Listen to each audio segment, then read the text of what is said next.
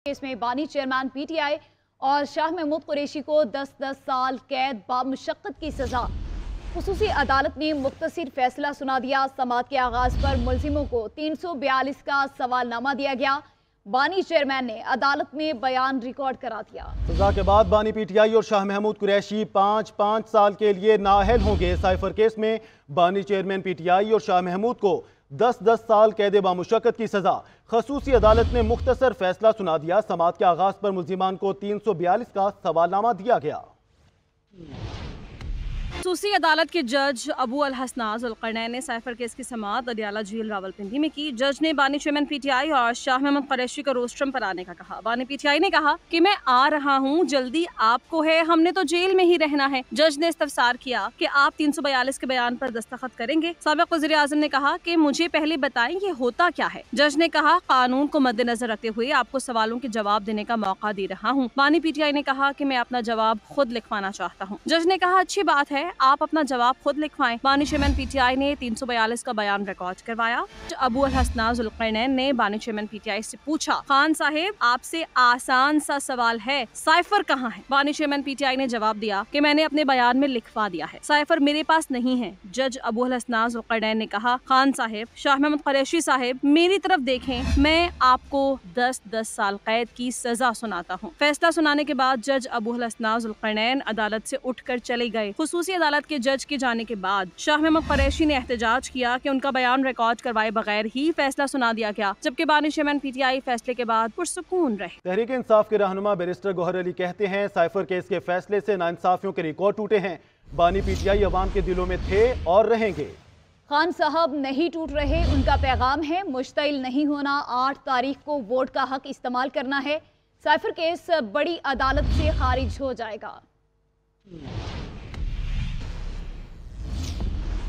Case जिसको इस तरीके से चलाया गया कि उसमें पहले दिन अरेस्ट गैर आईनी गैर कानूनी तरीके से हुई, उसमें चार्ज गैर आईनी गैर कानूनी तरीके से हुई, इसमें हाई कोर्ट के 3 ऑर्डर मुतवातिर वायलेट हुए, जिसको बंद दरवाजों के अंदर प्रोसीड किया गया। 3 दिन के अंदर 25 गवाह कराए गए और ऐसे वकला को अपॉइंट किया जो पहले से हमारे खिलाफ पेश हो गए थे। न उनके पास फाइल, न उनके पास रिकॉर्ड, ये महज एक सियासी बुनियादों पे किए गया केस था। इसका मकसद खान साहब को सियासत से आउट करना, उसके डिस्क्वालीफाई करना, उसके पार्टी को तोड़ना, लोगों के दिलों में उससे निकालना था। आपका कप्तान हशाश बशाश है, उनको इस कन्विक्शन की कोई परवाह नहीं है। उनको पता है कि ये एक बोगस केस है। जब आजाद अदलिया के सामने इसकी अपील जाएगी, इंशाअल्लाह ताला खान साहब एक्विट होंगे। इसलिए खान साहब की तरफ से आप सब के लिए ये पैगाम है, तहम्मुल से काम लो, बर्दाश्त से काम लो, इश्तिहाल में ना आना, मुश्तिल ना होना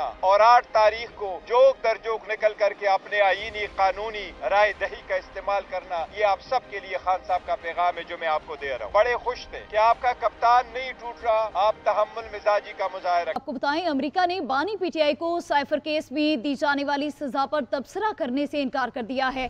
तर्जुमान अमेरिकी महकमा खारिजा मैथ्यू मिलर का कहना है कि पाकिस्तान समेत दुनिया भर में जमहूरी इक़्तिदार और कानून की बालादस्ती की हिमायत करते हैं। बानी पीटीआई के मौजूदा कानूनी मामले पर तबसरा नहीं करेंगे। पाकिस्तान की अदालतें उनके केसेस देख रही हैं। बानी तहरीक इंसाफ की सज़ा पाकिस्तानी अदालतों का मामला है। ऐसा जमहूरी अमल चाहते हैं जिसमें तमाम फ्रीकैन की वसी शिरकत हो। पाकिस्तान के अंदरूनी मामलात उम्मीदवारों से मुताल्लिक कोई पोजीशन नहीं लेते। अमेरिका ने बानी पीटीआई को साइफर केस में दी जाने वाली सजा पर तबसरा करने से इनकार कर दिया। तर्जुमान अमेरिकी महकमा खारजा मैथ्यू मिलर का कहना है कि पाकिस्तान समेत दुनिया भर में जमहूरी इक़्तिदार और कानून की बालादस्ती की हिमायत करते हैं। बानी पीटीआई के मौजूदा कानूनी मामले पर तबसरा नहीं करेंगे। पाकिस्तान की अदालतें उनके केसेस देख रही हैं। बानी तहरीक इंसाफ की सजा पाकिस्तानी अदालतों का मामला है। ऐसा जमहूरी अमल चाहते हैं जिसमें तमाम फ्रीकैन की वसी शिरकत हो। पाकिस्तान के अंदरूनी मामलात उम्मीदवारों से मुतालिक कोई पोजीशन नहीं लेते। अमेरिका ने बानी पीटीआई को साइफर केस में दी जाने वाली सजा पर तबसरा करने से इनकार कर दिया है। तर्जुमान अमेरिकी महकमा खारजा मैथ्यू मिलर का कहना है, पाकिस्तान समेत दुनिया भर में जमहूरी इक़्तिदार और कानून की बालादस्ती की हिमायत करते हैं। सियासी मंजरनामे से खबर शामिल करेंगे। मुस्लिम लीग नून के कायद नवाज शरीफ कहते हैं, जुल्म सहने के बावजूद कौमी राज फाश नहीं किए, ہم ایٹمی دھماکے کرتے ہیں، یہ شہیدوں کے مجسمے جلاتے ہیں، میں نے اپنے اوپر زخم برداشت کر لیا، ملک پر زخم نہیں لگنے دیا۔ اس شخص کو اقتدار جاتا نظر آیا تو ملک پر حملہ کر دیا۔ جو مانیٹرنگ جج لگے وہ جا رہے ہیں۔ ہارون آباد میں جلسے سے خطاب کرتے ہوئے کہا کہ تبدیلی نے پاکستان کا برا حشر کر دیا، عوام ہمیں ووٹ دیں، اقتدار میں آ کر مہنگائی ختم کر دیں گے۔ مسلم لیگ نون کی چیف آرگنائزر مریم نواز نے بلاول بھٹو کو نشانے پر رکھ لیا۔ NA 127 لاہور میں جلسے سے خطاب کرتے ہوئے کہا کہ اگر کسی کی خواہش ہے کہ پیسے دے کر ووٹ خرید لے گا تو اس کی خام خیالی ہے، جب خدمت کی ہو تو پیسے دے کر ووٹ خریدنے کی کوشش نہیں کی جاتی۔ آج کل کسی کو مناظرے کا بہت شوق ہے، مناظرہ تو تب بنتا جب لاہور والی میٹرو سندھ میں بھی چلے، آنکھیں کھول کر مناظرہ کرنا، ایسا نہ ہو بعد میں پچھتانا پڑے۔ آج اس کو سزا ہوئی جو کہتا تھا نواز شریف کا AC اتروا دوں گا۔ کرنے کا کسی کو آج کل بہت شوق آیا ہوا ہے، کہتے ہیں مناظرہ کر لو، چلو آؤ کرتے ہیں مناظرہ، کرنا ہے تو کر لو۔ مناظرہ تو پھر اس بات پہ ہوتا ہے نا، شہباز شریف صاحب نے لاہور میں جو میٹرو بنائی ہے، میں نے اس سے اچھی میٹرو سندھ میں بنائی ہے، تو موازنہ بنتا ہے نا۔ اگر وہ یہ کہیں کہ میرے ساتھ بیٹھ کے مقابلہ کرو تو بات تو تب بنتی ہے اگر وہ کہیں کہ شہباز شریف صاحب کی اورنج ٹرین سے اچھی ٹرین میں نے کراچی میں بنائی ہے، تو موازنہ تو تب بنتا ہے۔ اللہ تعالیٰ کرے کہ وہ دن بھی آئے کہ جب سندھ کو ترقی ملے۔ اب وہ کیا کہیں، وہاں پر پانی آج بھی ٹینکر سے آتا ہے اور ان کے میلوں میں بھی ٹینکر سے پانی جاتا ہے۔ ہم تو یہ کہہ سکتے ہیں بڑے فخر سے کہ ہم لاہور والی ترقی اور پنجاب کی ترقی جہاں ہمیں مینڈیٹ ملا ہے، ہم وہ ترقی سندھ لے کر جائیں گے، کراچی لے کر جائیں گے۔ ہاتھ اٹھا کے بتانا کیا وہ کہہ سکتے ہیں کہ سندھ والی ترقی ہم لاہور لے کر آئیں گے؟ شہباز شریف صاحب 5 بجے اٹھ کے کبھی میٹرو کے منصوبے پہ کھڑے ہوتے تھے، یہ جو گھس بیٹھی آ گئے تھے یہ 12 بجے بھی سو کے نہیں اٹھتے تھے۔ تو مجھے پتا ہے اگر لاہور آج بھی نواز شریف کے ساتھ کھڑا ہے۔ پیپلز پارٹی بلاول بھٹو کہتے ہیں کہ 8 فروری کو تیروں کی بارش ہوگی، شیر کا شکار کریں گے۔ ڈیرہ اسماعیل خان میں جلسے سے خطاب کرتے ہوئے کہا کہ پرانے سیاستدانوں میں ملکی مسائل حل کرنے کی اہلیت ہی نہیں ہے، ان لوگوں کا کیا بنے گا جو ٹھنڈ کی وجہ سے الیکشن نہیں لڑنا چاہتے تھے۔ ہمارا ملک ایک بار پھر خطرے میں ہے، دہشت گردی پھر سر اٹھا رہی ہے، ہمیں کہا جاتا ہے الیکشن مہم کے لیے نہ نکلیں، پیپلز پارٹی عوام کو اکیلا نہیں چھوڑ سکتی، ہمارا سر تو کٹ سکتا ہے، جھک نہیں سکتا۔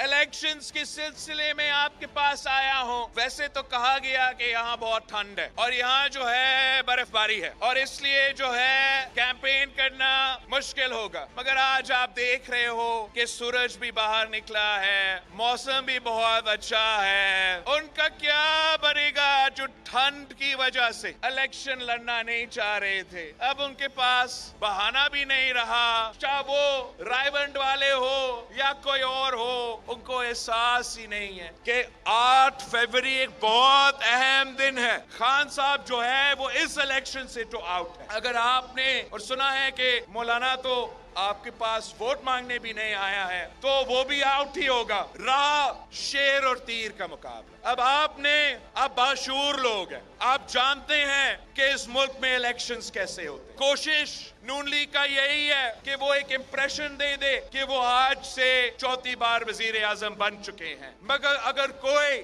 اس شیر کا راستہ روک سکتے ہیں تو اس صوبے کے عوام، اس ملک کے عوام ان کا راستہ روک